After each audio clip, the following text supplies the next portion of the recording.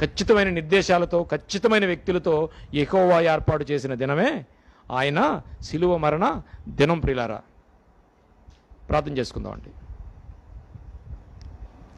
మహోన్నతుడును మహాపరిశుద్ధుడువైన మా పరలోకపు తండ్రి, ఇదిగో నాయన, నీవు ఇచ్చిన సమయాన్ని నీ పిల్లలతో మేము కలిసి కొన్ని మాటలను నాయన, ఈ ప్రపంచానికి నువ్వు ఇచ్చిన డాక్యుమెంట్స్ గురించి కొన్ని మాటలు మాట్లాడుకున్నావు. ఈ తప్పేవి కాదు, మారేవి కాదు నాయన. ఇవి మా హృదయాల్లో ఉంచుకుని నాయన, ఇందులో మాకు ప్రేమ గురించి మాట్లాడావు. నీ సంఘములో మేము ఏ పరిచయ హృదయపూర్వకంగా చేయాలో దాని గురించి మాట్లాడావు. నీ చిత్తమైతే ఈ ఆలోచన మాలో ఉంచి నాయన, పక్కవాడిని ప్రేమించే ఆలోచనలో మమ్మల్ని నడిపించండి. ఆయన వింటున్న పిల్లలకు, వినిన పిల్లలకు తండ్రి మంచి జ్ఞానాన్ని ఇచ్చి, జ్ఞానాన్ని నేర్చుకోవటమే కాదు ప్రభువా, ప్రతి వాళ్ళు జ్ఞానవంతులుగా మారడానికి మీరు కృప చూపమని యేసు వారి ప్రశస్తమైన నామలో మిక్కిలి వినయంతో బ్రతిమలాడి వేడుకొనిచున్నాం పరలోకమందున్న మా కన్న తండ్రి, ఆమేన్. ఇలా జరిగిపోయిందేంటి, అలా జరిగిపోయిందేంటి, ఏంటి ఇలా చేసేస్తున్నారేంటి అనుకునేది కాదు ప్రియులారా. అందుకనే మౌనంగా ఉండండి, చూడండి అది ఎందుకు జరిగిందో మనందరికీ తెలుసు. పూర్వం వాళ్ళకి తెలియదు, శిష్యులకి ఎందుకు జరిగిందో తెలుసు. ఇదంతా ఏంటంటండి, యెహోవా ఏర్పాటు చేసిన దినం ప్రియులారా. ఇది ఖచ్చితమైన నిద్ర. ఏం చేశాడంటే, యేసువారి పుట్టుక ప్రణాళికాబద్ధమైందే కానీ బరియల విషయంలో కూడా ప్రణాళికాబద్ధంగా జరిగింది ప్రియులారా. ఆయన అంత్యక్రియలు కూడా ఎంత ప్రణాళికాబద్ధంగా జరిగిందంటే, దేవుడు ఒక యాత్రికంగా జరిపించలేదు. ఇది ఖచ్చితమైన నిర్దేశాలతో, ఖచ్చితమైన మనుషులతో, ఎవరి చేత ఆయన చేయించాలనుకున్నాడు అదే మనుషులతో జరిగింది. వీళ్ళందరూ ఏం చేసేలేదండి, దేవుడు ప్రణాళిక ప్రకారంగా జరిగింది. ఇట్స్ ఎ గాడ్ ప్లాన్ అన్నమాట. దేవుడు ఒక ప్లాన్ అదంతా. అందుకే ఇది యెహోవా ఏర్పాటు చేసిన దినం. దీని మందు మనం ఏం చేయాలటండి, ఉత్సహించాలని చెప్పాడు. ఉత్సహించాలట. వీళ్ళ ఆలోచన ఏంటంటే, 3 రోజుల తర్వాత లెగుతున్నాడు కదా అయినా, 3 రోజుల తర్వాత లెగుతున్నాడుగా, అసలు శవాన్నే తీసి అక్కడ పడితే ఎక్కడ లెగుతాడు, ఒక ఆలోచన. వీళ్ళు ఏం చేశారంటే, అప్పుడు అడుగుతున్నారు చూడండి, ఏమడుగుతున్నారో, యేసును కూడా అందులో కలిపేయాలని ప్లాన్ చేశారు పిల్లరా. ఈయన ఆలోచన కలపలేదు. ఎవరు, హరిమత యేసేపు దానికి సమ్మతించలేదు. ఈయన ఎవరో ఆయనకి తెలిసిపోయింది. మనం ఆలోచిద్దాం ప్రియులారా, ఎందుకు ఆయన కలవలేదు? ఇంత గొప్పవాడు ఈ సనహాద్రి సభలో వీళ్ళందరూ తీర్మానించుకున్న దాంట్లో ఎందుకు కలవలేదు? యేసు ఆయనకి ఎందుకు ప్రభావితం జరిగింది? యోహాను సువార్తలో మనం ఇందాక చదువుకున్నాం కదా, 12 అధ్యాయం 42 వచనం. 12 అధ్యాయం 42 వచనంలో ఏం చదువుకున్నామని చూడండి ఒకసారి. యోహాను సువార్త. అయినను అధికారుల్లో కూడా అనేకులు ఆయన యందు విశ్వాసం ఉంచిరి గాని సమాజంలో నుండి వెలివేయబడుదురని చేయలేదు. ఆయన ఇప్పుడు తెగించి ఇక ఆలోచిస్తే ఆయన అనుకున్నాడు, ఆయన మెస్సయ్యా అని అర్థమైందండి ఆయనకి. ఎలా అర్థమైంది మెస్సయ్యా? ఎందుకంటే దినాలు గడిచే కొలది మనం, ఆయన చెప్తున్నాడు, ఆయన ఊహ చూడండి, ఆయనే మెస్సయ్య. దినాలు గడిచే కొలది మనం ఎవరి గురించి అయితే ఎదురు చూస్తున్నామో ఆయనే మెస్సయ్య అనేది ఆయనకు అర్థమైంది పిల్లరా. ఎందుకంటే ఆయన దేవుని రాజ్యము కొరకు, ఏమంటే దేవుళ్ళో ఉన్నవాడికి దేవుడి విషయాలు తెలిస్తే కానీ ఇంకేదో దేవుడినే చేద్దాం అనుకున్నాడు దేవుడి విషయాలు అర్థమవుతాయా? కానీ కొన్ని విషయాలను బట్టి, కొన్ని మాటలను బట్టి, కొన్ని పొరతలను బట్టి, కొన్ని మాటలను బట్టి, ఇప్పుడు మనం వెళ్ళామనుకోండి, మన భాష మాట్లాడుతున్నాం అనుకోండి, మనం ఎవరో అనుకుంటాడు. క్రైస్తవ భాష మాట్లాడండి. ఈ మధ్య కొంతమంది మనం ఉపయోగించే కొన్ని మాటలు బట్టి మీరు క్రైస్తవులు అని అడుగుతున్నారు. అంటే మన భాష, లేకపోతే మన కొన్ని మాటలు, లేకపోతే కొన్ని ప్రవచనాలు, ఆ మాటలు మాట్లాడేటప్పటికి ఏమవుతుందంటే వాళ్ళు ఎవరో తెలిసిపోద్ది. అలాగే ఈయనకి కూడా భక్తుడు కనుక కొన్ని మాటలు వింటుంటే, ధర్మశాస్త్రం జరిగిన ఈయనకి కొన్ని ధర్మశాస్త్ర మాటలను ఎనలైజ్ చేసుకునేటప్పటికి, అయ్యో ఈయనంటావా తండ్రి, వీరు ఏమి చేయుచున్నారో వీరికి తెలియదని ఎందుకన్నాడంటే, అన్నీ తెలిసిన వాళ్ళు సిలువేస్తానే ఉన్నారు. అసలు ఎప్పుడన్నాడండి వీరేమి చేయుచున్నారు వీరు తెలియదని? ఆయన బట్టలు తెచ్చి చీటీలు వేసుకున్నప్పుడు కిందే ఉంటుంది, తండ్రి వీరేమి చేయుచున్నారు తెలియదు. ఏంటి చీటీలు వేయించుకుంటారు యేసుప్రభు వారి గురించి అని వీళ్ళందరూ చదవలేదండి? కానీ రాత్రి చెప్పారు ఆయన, మా మనోనేత్రాలు ఎక్కడ ఉంటాయట, వాళ్ళకి అక్కడ లేవు. అంటే మనం వాళ్ళకి అక్కడ లేవు అంటే మనకున్నాయని కాదు, మనకు కూడా ఉండాలి. ప్రతి విషయాన్ని విన్నప్పుడు అయ్యో ఇది నా గురించేమో, దేవుడు నా గురించి మాట్లాడుతున్నాడేమో అనే ప్రతిరోజు మనం ఏంటంటే ప్రతి విన్న మాటని ఇది మనదేమో ఖచ్చితంగా మనం దాన్ని అర్థంలో పెట్టుకుని చూసుకోండి, మనం ఉంటాం అందులోని, ఖచ్చితంగా మనం ఉంటాం. ఇది ఎవడికో కాదు, మనకే. ఈయనేమనుకున్నాడంటే, ఆయన ఎందుకంటే రాజ్యం కొరకు కనిపెట్టుచున్నవాడు, యేసు పరలోక రాజ్యం వచ్చుచున్నది, నీతిని రాజ్యాన్ని వెతకండి ఆయన చెప్పలేదా? అంటే ఆ కాలంలో ఈయన లేడు, ఆయన మాటలు వినుండడా? ధర్మశాస్త్రాన్ని చదివినవాడు, సజ్జనుడు, భక్తుడు. అంటే రాజ్యం అనగా ఏంటి ఏంటి ప్రియులారా? బైబిల్ డెఫినేషన్లో రాజ్యం అనగా ఏంటి? సంఘము. సంఘము. సంఘం అనగా బైబిల్ డెఫినేషన్లో మనం వెళ్తే ఎక్లీసియస్ అంటారు ఆయన భాషలో. గ్రీకులో ఎక్లీసియస్ అంటారు. ఎక్లీసియస్ అనగా ఇంగ్లీష్కి అనువదించినట్లు కాల్డ్ అవుట్, బయటికి రా అని అర్థం అండి. ఆ భాషని మనం వన్ బై వన్ తీసుకుంటూ వస్తే ఎక్లీసియస్ గ్రీక్ అయితే ఎక్లీసియస్ అనువదించుకుంటే ఇంగ్లీష్లోకి వచ్చినట్టు కాల్డ్ అవుట్, బయటికి రా. బయటికి రా అంటే నా ప్రొనౌన్సియేషన్ ఎలాగుంది? నువ్వేమైనా చెడ్లో ఉన్నామో బయటకు వచ్చాయి.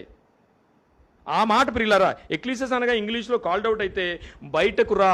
ఎలా రావాలి? ప్రత్యేకంగా రావాలి. మనందరం ఎలా వచ్చామండి?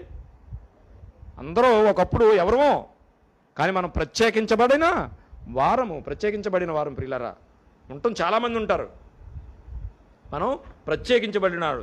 దాని అర్థం అది ప్రియులారా.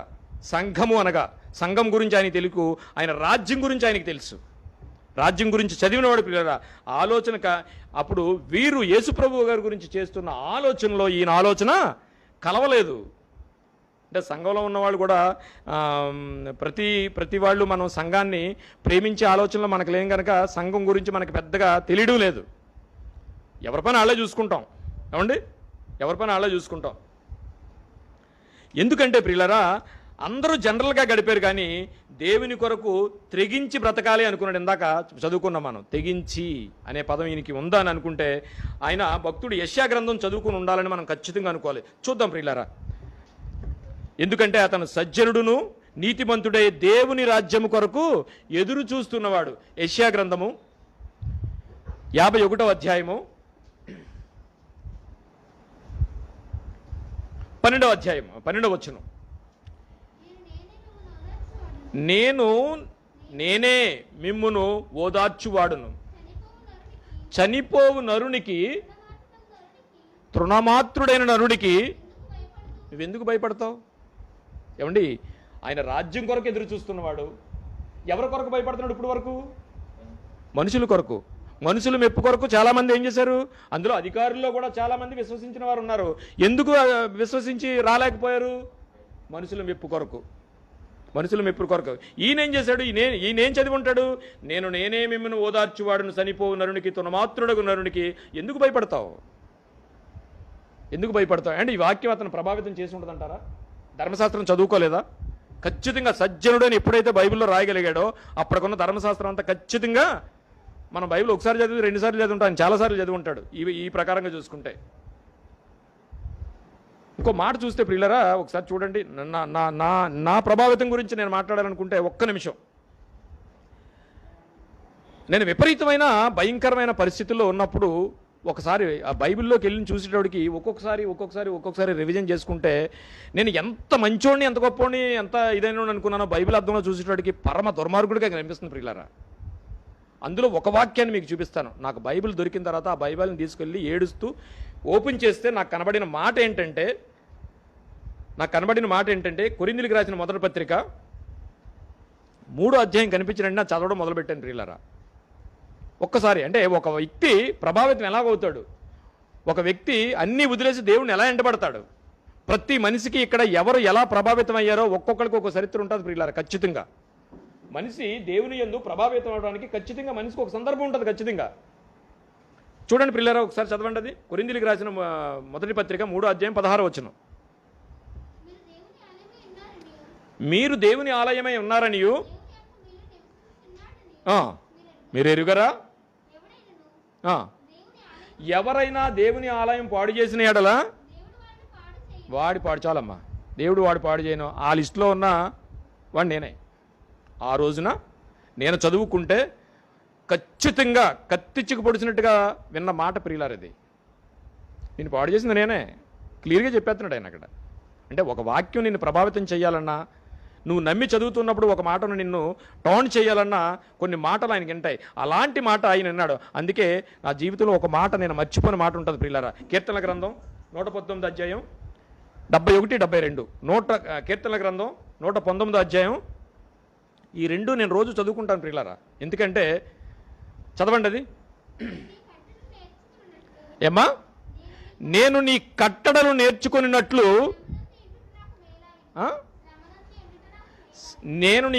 నేర్చుకున్నట్లు శ్రమనందు యుండుట నాకు మేలైన నేను శ్రమ పడకపోతే దీని దగ్గరికి రాను, దీని దగ్గరికి రాకపోతే ఇంకా ఎక్కడో ఉందును. నాకు మేలు ఎందుకు జరిగింది?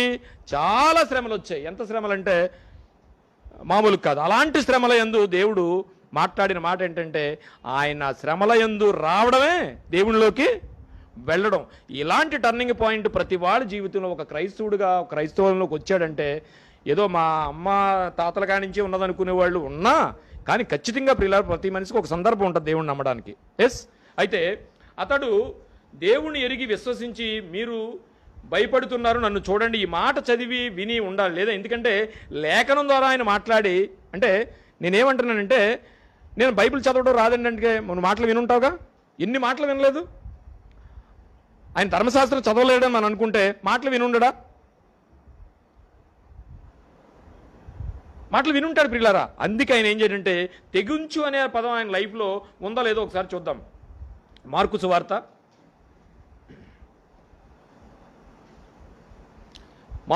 15వ అధ్యాయము 43వ వచనం. సార్, మార్కు సువార్త 15వ అధ్యాయం 43వ వచనం. గనుక ఇది ఎప్పుడు ఎక్కడికి వచ్చామంటే అండి, 3 గంటల్లోకి వచ్చాం. యేసువారి శిలువ మరణం జరుగుతుంది అక్కడ, శిలువ మరణం ప్రాసెస్లో ఉంది అక్కడ.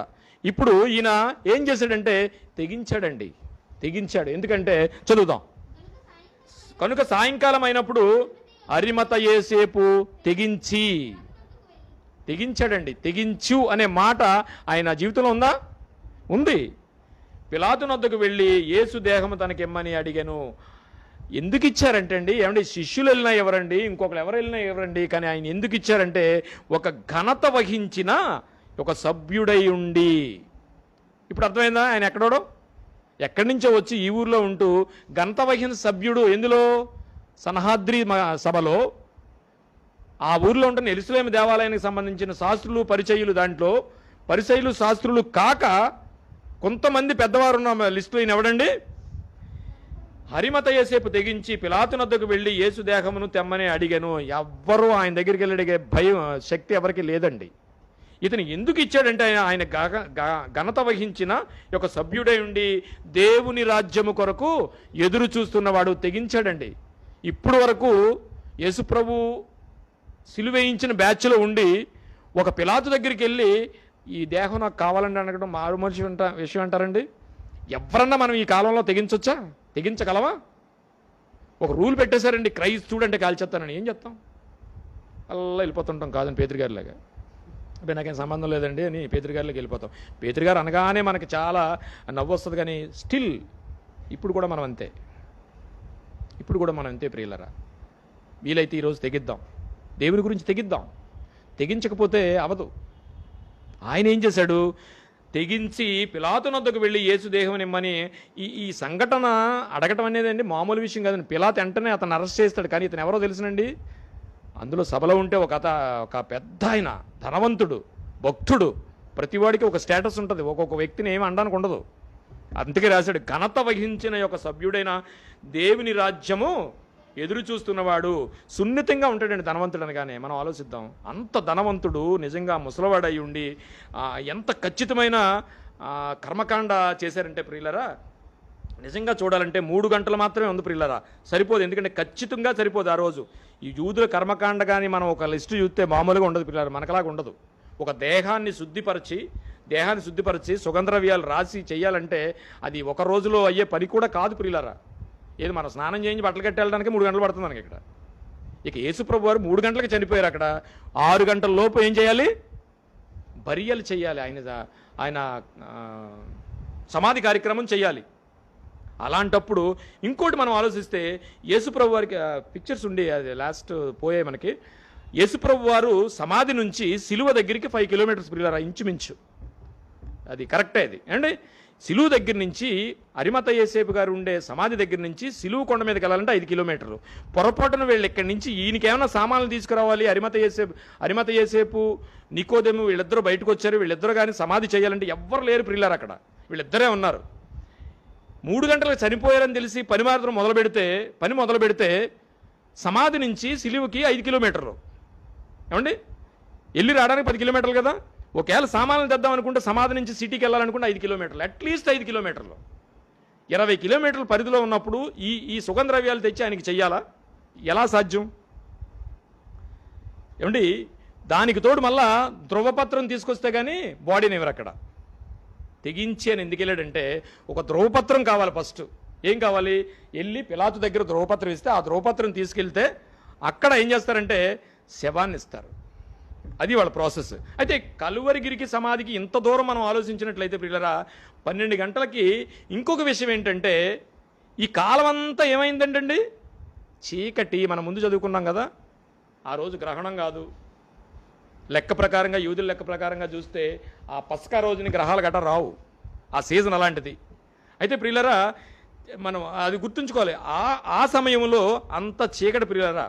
పత్రం తేవాలి పిలాతు గారు అంటే ఖచ్చితంగా బాడీ డెత్ సర్టిఫికేట్ ఇవ్వాలి. ఎలా తెలుసండి? అక్కడ జరిగే క్రియ ఏంటి తెలుసునండి? పిలాతు దగ్గరికి వెళ్ళి పిలాతు గారిని పర్మిషన్ ఇస్తే పిలాతు గారు సంతకం పెట్టి బాడీ ఇవ్వండి అంటాడు. ఏమండి, అక్కడికి వెళ్ళిన తర్వాత అక్కడ ఉన్న జవాన్ కానీ, అది అక్కడ ఆ సోల్జర్ ఏం చేస్తాడంటే, చనిపోయాడో లేదా డెత్ సర్టిఫికేట్ తీసుకొచ్చి మళ్ళీ ఇవ్వాలి ఆయనకి. మీకు అర్థమైందండి? అంటే 5 కిలోమీటర్లు సిటీలోకి వెళ్ళి పిలాతుని కలిసి పిలాతు దగ్గర నుంచి మళ్ళీ అక్కడికి వెళ్ళి ఆ డెత్ సర్టిఫికేట్ తీసుకుని పిలాతు దగ్గరికి రావాలి. అందుకే ఒక మాట చూద్దాం, అప్పుడే చనిపోయాడా అంటాడు తీసుకొచ్చినప్పుడు ఆయన పిలాతు గారు. అయితే ప్రియులరా, ఇదంతా ఎప్పుడు చీకటిలో జరుగుతుంది ప్రియులరా. ఇప్పుడు మనం అర్థం కావాల్సింది ఏంటంటే ప్రియులరా, దేవుని ఎడల వాళ్ళ మినిస్ట్రీ ఎలా ఉంది? What is your ministry in your church for me? దేవుడు అడుగుతాడు మనల్ని. చాలా పరిచర్య చేసేస్తూ ఉంటాం మనం, కానీ దేవుడి గురించి ఏం చేస్తున్నావు అనేది అడుగుతాడు. చాలామంది కనిపించవచ్చు మన పరిచర్య, కానీ దేవునికి ఏం చేస్తున్నామో మనకు లోన్ ఉంటుంది. ఎవరినన్నా మెప్పు పొందడానిక? అది ఖచ్చితంగా చూస్తాడు ఆయన. వాళ్ళ మినిస్ట్రీ చూడండి ఎంత అందుకున్నా అంటే, ఆయనకు అర్థమైపోయింది ఏంటి? సభలో వారి నిర్ణయ ప్రకారం యేసుని చంపి భక్తిహీనులు దాంట్లో వేసేస్తారు. అక్కడ జరిగేది అదే. ఒకవేళ చనిపోయిన తర్వాత పొరపాటున ఎవరు రాలేదనుకోండి, కాళ్ళు వెరగొట్టించి ఏం చేస్తారు? అందులో కలిపేస్తారు. ఇంక ఆ బాడీతో అవసరం లేదనుకోండి, ఆ బాడీని అలా వదిలేస్తారు. నెక్స్ట్ మళ్ళీ శుక్రవారం వచ్చే వరకు బాడీని అలా పెట్లో అవి తింటాయట. అది అక్కడ జరిగేది. అయితే ప్రియులరా, మార్కు సువార్త 15:33 ఈ మాట మళ్ళా గుర్తు చేసుకుందాం. మధ్యాహ్నం మొదలుకొని 3 గంటల వరకు ఆ దేశం అంతటా చీకటి కమ్మెను. 3 గంటలకు బాడీని దించడం, వస్త్రం తేవడం, బోలాన్ని రెడీ చేయడం, ఇవన్నీ ధ్రువపత్రం తేవడం 3 ఉన్నాయి. ఎన్ని ఉన్నాయి ప్రియులరా? బాడీని దించాలి, వస్త్రం తేవడం, బోళాన్ని రెడీ చేయడం, ధ్రువపత్రం తేవడం, ఇవన్నీ 3 గంటల్లో జరిగాయంటారా? 3 గంటల్లో జరుగుతాయా? పోనీ షాపులు ఉంటాయంటే ఉండవు ప్రియులరా. ఏం జరిగిందంటే ప్రియులరా, ఇక్కడ అర్థం చేసుకోవాల్సింది ఏంటంటే, యెషయా గ్రంథం ఆయనకి అర్థమయ్యింది. అంటే కొన్ని మన కంటి ఎదురుకుంటా కొన్ని ఆధ్యాత్మికమైన స్థితులు కనిపిస్తున్నా మనకి ఒక్కొక్కసారి జ్ఞానం రాదు ప్రియులరా. ఒకడెవడో పేదోడు ఉన్నాడు, అక్కడ ఉండిపోయాడు, ఆడు ఏదేదో అడుగుతున్నాడు, చూసి వెళ్ళిపోతాం. ఇది ఎందుకు వచ్చింది అనేది ఒక్క నిమిషం ఆలోచిస్తే దేవుడు నాకేమైనా ఛాన్స్ ఇచ్చాడేమో అనుకోగలదమా? ఎవడో దగ్గర ఉన్నాడు, వెళ్ళిపోతుంటాం అంతే. లేకపోతే ఎవరో ఒక ఆవిడ ఏడితే మనకెందుకు కరోనా వచ్చేద్దని అనుకుంటాం తప్పితే, ఏమి ఇవాళ ఏదో ఛాన్స్ ఇచ్చాడేమో దేవుడు అని ఒకసారి ఆధ్యాత్మిక తీవ్రతతో ఆలోచించండి. ఖచ్చితంగా మనకేదో అక్కడ ఓ పాఠం జరుగుతుంది పిల్లరా. అందుకే ఇప్పుడు ఈయనేం ఆలోచించాడు? ఈ సిచ్యువేషన్స్ అంతా చూసి ధర్మశాస్త్రం తెలిసిన ఈయనకి ఒక ఆలోచన వచ్చింది. చూడండి యెషయా గ్రంథం చూడండి. యెషయా గ్రంథం 53:9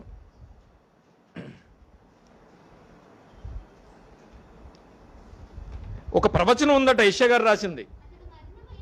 అతడు మరణమైనప్పుడు భక్తిహీనులతో అతనికి సమాధి నియమింపబడిను. ఏమండి, ఇది ప్రవచనమా లేకపోతే ఇదేంటిది నెరవేర్ప? ఇప్పుడు వాళ్ళు చేస్తున్న పని ఇది. ఇప్పుడు మళ్ళీ చూడండి, అతడు మరణమైనప్పుడు భక్తిహీనుడితో అతనికి సమాధి నియమింపబడెను. ఇదేంటి ప్రవచనమా నెరవేర్ప? ప్రవచనం అట్ ది సేమ్ టైం నెరవేర్పు కూడా. మీకు అర్థమైందా? ప్రవచించారు, అది నెరవేర్పు జరుగుతుంది. ఎలాగా? అతడు మరణమైనప్పుడు భక్తిహీనుడితో అతనికి సమాధి నియమింపబడెను. వాళ్ళు ఏమనుకున్నారు? అక్కడ ఏమనుకున్నారు? భక్తిహీనులు దాంట్లో కలిపేద్దాం అనుకున్నారు ఆయన్ని. అప్పుడు ధనవంతుని యొద్ద అతడు ఉంచబడెను. ఇక్కడ ధనవంతుడు ఎవరు సీన్లో? ఏమంటే ఎదురుగ్గా ఆయన ఎంత ఆధ్యాత్మిక తీవ్రత ఉన్నాడు చూడండి, ఎంత ఆధ్యాత్మిక తీవ్రత అతను కలిగి ఉంది చూడండి. ఎస్, ఆ ధనవంతుడు నేనేమో. ఇంకంతకంటే ఏమైనా ఉందా అతనికి? అక్కడ అక్కడ సిలువేస్తున్నారు, ఆయన మరణం చేస్తున్నారు. భక్తిహీనులు దాంట్లో కలిపేద్దాం అనుకున్నారు. సనహాద్రి సభలో భయంకరమైన కుట్ర పన్నేశారు. ఈ కుట్రంతా చూస్తున్నాడు ఆయన. ఆ మాట ఆలకించుంటాడు ఆయన రాజ్యం గురించి. ఇంత ఆలకించిన ఆయన చదువుకున్న యెషయా గ్రంథంలో ఉన్న మాట ఏంటంటే, అతడు మరణమైనప్పుడు భక్తిహీనులు దానిలో అతని సమాధి నియమింపబడెను, ధనవంతుని యొద్ద అది ఉంచబడెను. ఈ ప్రవచనం నాదేమో అని మనం అనుకోగలమా? ఎదుర్కొంటా దేవుడు పనప్ప చెప్పినప్పుడు ఈ పనికి నా గురించే ఉందేమని ఆలోచించగలమా? ఆలోచించం ప్రియులారా. కానీ ఈయన ఆలోచించాడు. ఏమన్నాడు? నిశ్చయముగా అతడు అన్యాయమేమీ చేయలేదు, అతని నోట ఏ కపటమును లేదు, అతని నలుగుట యెహోవాకి ఇష్టమాయను. ఆఖరి చూడండి, యెహోవా ఏర్పాటు చేసిన దినం ఆయనకి ఇష్టమైంది, ఆయన ఇష్టమయ్యే జయంత్రుడు ఇదంతానే. కానీ ఈ ప్రవచనాన్ని ఎవరు ప్రభావితమయ్యారు? ఖచ్చితంగా ఇది నేనేమో అనుకోవడానికి ఛాన్స్ లేదంటారా? లేకపోతే తర్వాత మాట్లాడుకున్న దాని గురించి ఖచ్చితంగా ఛాన్స్ ఉంది అండి. ఇది ప్రవచనమా కుట్ర? రెండూ ఉన్నాయి అందులో. ఇది ప్రవచనం, అట్ ది సేమ్ టైం కుట్ర కూడా. ప్రవచనం ఉంది ఏంటి? అతడు మరణమైన భక్తిహీనుల దాంట్లో సమాధిలో నియమింపబడిను. కానీ వీళ్ళందరూ తెలుసుకున్నది వచ్చి ఇన్ని చంపేసేసి భక్తిహీనుల దాంట్లో కలిపేద్దామని వాళ్ళు సనహాద్రిలో సభలో మాట్లాడుకున్నారు. అంటే దౌర్భాగ్యులైన శాస్త్రులు, పరిచయులు సిలువు వేయబడిన నేరస్తుల పక్కనే ఉన్న కొలనులో ఆయన్ని కలిపేయడానికి ఒక్క కార్యక్రమాలు అందులో ఉన్నాయి ప్రియులారా. చరిత్రలో జరిగిన విషయాలు అవి. అంటే ఈ పెద్దలందరూ ప్లాన్ చేశారు. అయినా శవాన్ని భక్తిహీనుల సమాధిలో చేయాలని ఇది వారి ఆలోచన. అందుకే హరిమత యేసేపు వారి ఆలోచనకు కాకుండా యేసుని చంపేస్తారేమో అని తెలిసి భక్తిహీనుల దాంట్లో కలిపిన గ్రహించుకుని బరియలు సిద్ధం చేయడానికి వీళ్ళ మినిస్ట్రీ స్టార్ట్ అయింది పిల్లరా. అంటే సభలో ఆలోచించుకున్న మాటల గురించి వీళ్ళు ఇవన్నీ రెడీ చేసుకున్నారు. ఎప్పుడు రెడీ చేసుకుని ఉంటారు? యేసు ప్రభు చనిపోయిన తర్వాత మొదలు పెట్టలేదు ప్రియులారా. వీళ్ళ మినిస్ట్రీ ఎప్పుడు స్టార్ట్ అయిందంటే ముందు రోజే ఇదంతా స్టార్ట్ అయింది. ఖచ్చితంగా గమనించండి.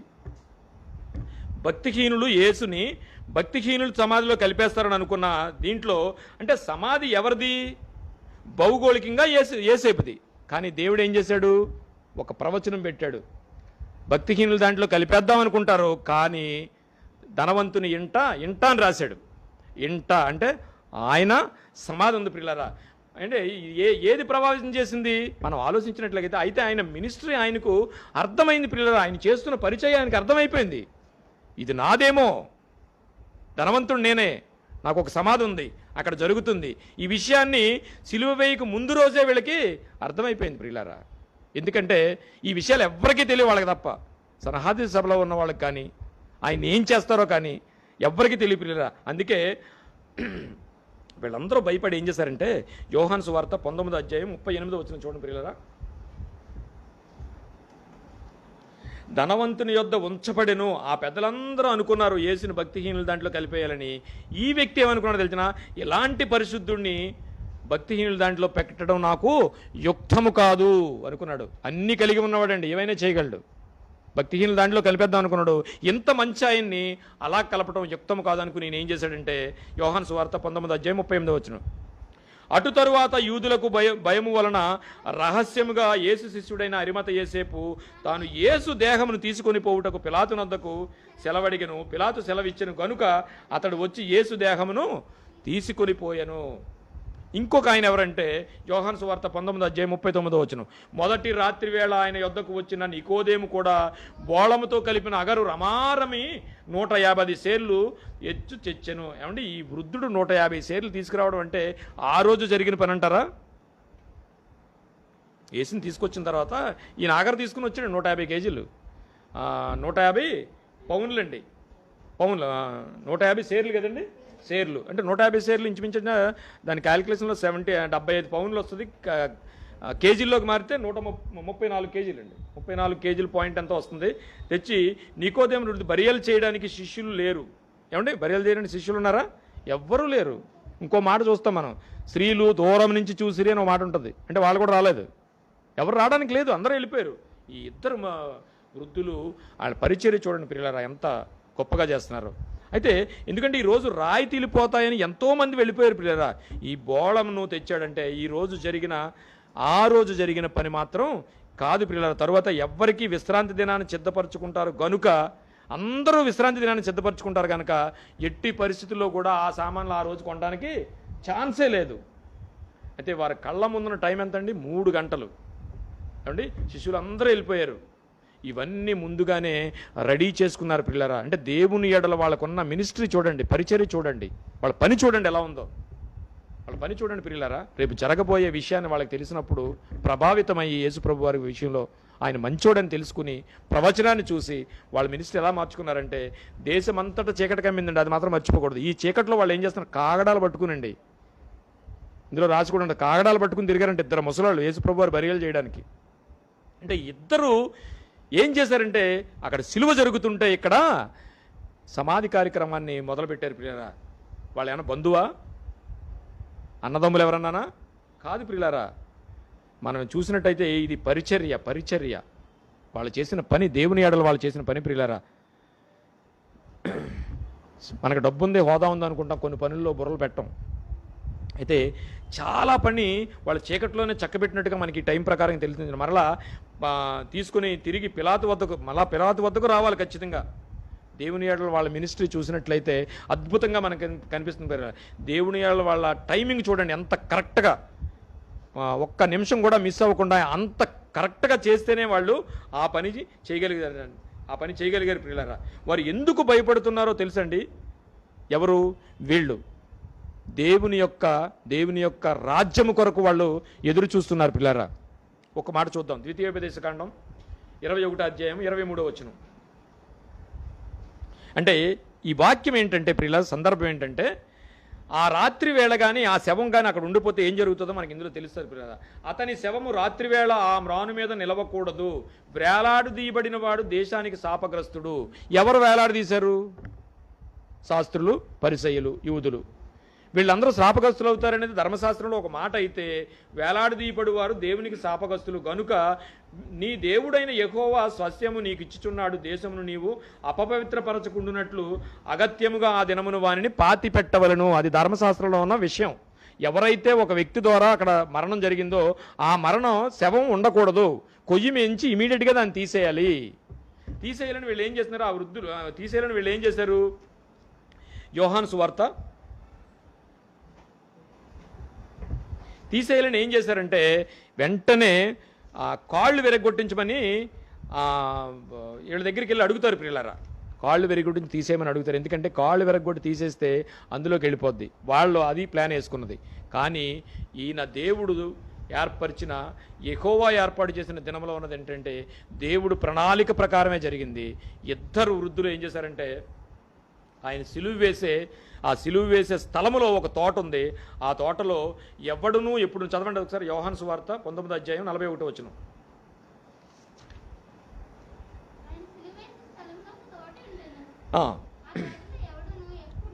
చూడండి, దేవుడు రాయించిన ప్రతి మాటలో మనకి ఖచ్చితమైన ఒక అర్థం దాగి ఉంటుంది ప్రియులారా.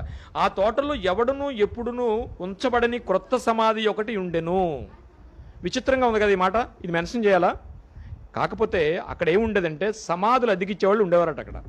ఎలా అంటే ఇలాంటి సందర్భం వచ్చినప్పుడు ఆ శవాన్ని బంధువులు రానప్పుడు, లేకపోతే బంధువులు వచ్చి అలాంటి శవాన్ని సిలువ వేసినప్పుడు రేపొద్దు బరియలు చేయడానికి ఈరోజు ఆ సమాధి దగ్గర ఆ శవాన్ని ఉంచాలనుకుంటే అద్దె సమాధులు ఉన్నాయట అక్కడ. ఈ శవాన్ని తీసుకొచ్చి ఏం చేస్తారంటే ఆ రాత్రి వరకు ఆ సమాధిలో పెడతారు, రేపు వాళ్ళు బరియలు చేసుకుంటారు. ఇది అక్కడ జరిగేది.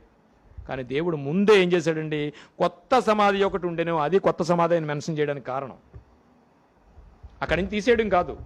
ఎక్కడైతే ఇలాంటి సందర్భం జరిగినప్పుడు టైం లేనప్పుడు 6కు ముందే ఆ బాడీని తీసుకొచ్చి ఒక సమాధి, టెంపరీ సమాధులు ఉంటాయి.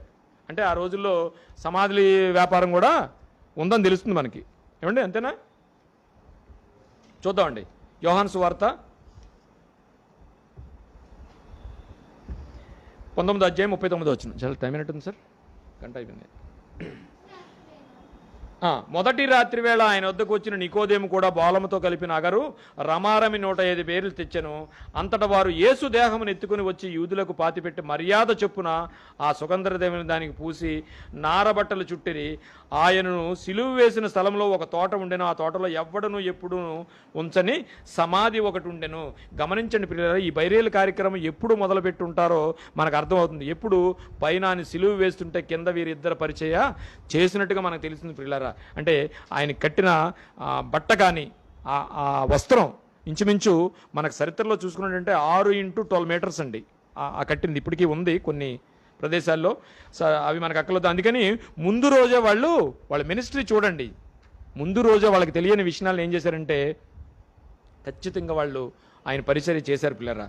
ఆ వస్త్రం చాలా పెద్ద వస్త్రం తీసుకొచ్చి వాళ్ళ యూదుల లెక్క ప్రకారంగా కడతారు. అది కట్టడానికి ఎంతో టైం ఉంటుంది. ఆ రోజే వాళ్ళ కొనాలనుకుంటే షాపులు ఉండవు అక్కడ. ఒకవేళ సిటీకి వెళ్ళాలన్నా 5 కిలోమీటర్లు ఉంటుంది. అంటే వాళ్ళ పరిచర్య గురించి నేను మాట్లాడుతున్నాను. యెహోవా ఏర్పాటు చేసిన దినము. వీళ్ళందరూ ఆయన భక్తిహీనులు కలిపేయాలనుకున్నారు. కానీ దేవుడు మాత్రం ఏం చేశాడండి, వాళ్ళు ఏమి చేసినా ఆయన అనుకున్నది జరుగుద్ది. అది మన జీవితాల్లో కూడా అప్లై చేసుకోవాలి. నువ్వేమైనా అనుకో, నువ్వు అనుకున్నది ఎప్పుడైనా జరుగుతుందటి జరుగుతుందా? జరగదు. ఎందుకంటే ఆయనకి అప్పచెప్పాలి, ఆయన చిత్తాన్ని తెలియాలి, ఆయన చిత్తాన్ని ఎరగాలి. మన జ్ఞానం బోధిస్తున్నామండి, జ్ఞానవంతులు కాలేకపోతున్నాం. జ్ఞానం తెలుసుకుంటున్నాం, జ్ఞానవంతులు కాలేకపోతున్నాం. ఎస్, రెండింటికి తేడా ఉంది కదా ప్రియులరా. ఈ లోపు పైకి వెళ్ళి వాళ్ళ బాడీ తేవాలంటే ఎంత వాళ్ళు శ్రమించి ఉంటారో మనం ఆలోచించాలి ప్రియులరా. లోకాసు వార్త 23వ అధ్యాయము 49వ వచనం.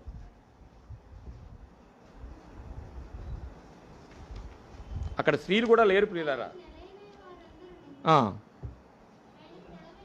ఆయనకు నెలవైన వారు అందరూ ఏమండి గలిలయ నుండి ఆయన వెంబడించి స్త్రీలను దూరముగా నిలిచిండి. ఎందుకు చదివించారంటే స్త్రీలు కూడా అక్కడ లేరు ప్రియులారా. ఈ విషయాన్ని అంతటినీ దూరంగా ఉండి చూస్తున్నారంట.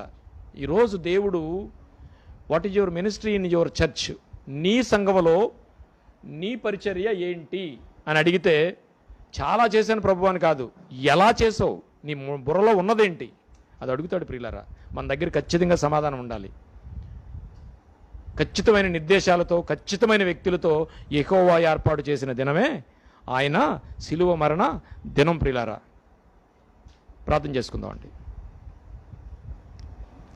మహోన్నతుడును మహాపరిశుద్ధుడువైన మా పరలోకపు తండ్రి, ఇదిగో నాయన నీవు ఇచ్చిన సమయాన్ని నీ పిల్లలతో మేము కలిసి కొన్ని మాటలను నాయన ఈ ప్రపంచానికి నువ్వు ఇచ్చిన డాక్యుమెంట్స్ గురించి కొన్ని మాటలు మాట్లాడుకున్నావు. ఈ తప్పేవి కాదు, మారేవి కాదు నాయన. ఇవి మా హృదయాల్లో ఉంచుకుని నాయన ఇందులో మాకు ప్రేమ గురించి మాట్లాడావు. నీ సంఘములో మేము ఏ పరిచయ హృదయపూర్వకంగా చేయాలో దాని గురించి మాట్లాడావు. నీ చిత్తమైతే ఈ ఆలోచన మాలో ఉంచి నాయన పక్కవాడిని ప్రేమించే ఆలోచనలో మమ్మల్ని నడిపించండి.